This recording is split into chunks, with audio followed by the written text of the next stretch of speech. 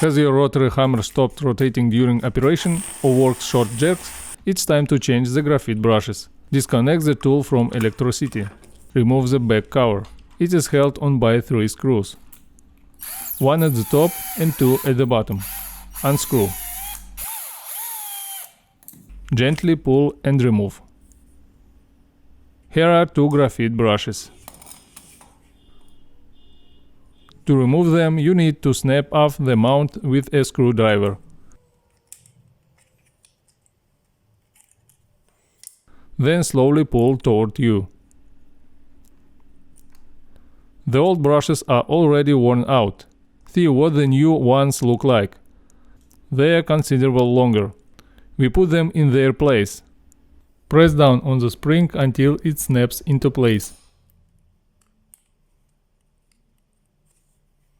It is important to change both brushes at once. Now we assemble the body of the instrument.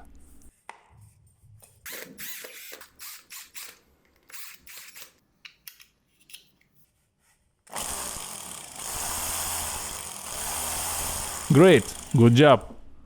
Subscribe and share if you like this video.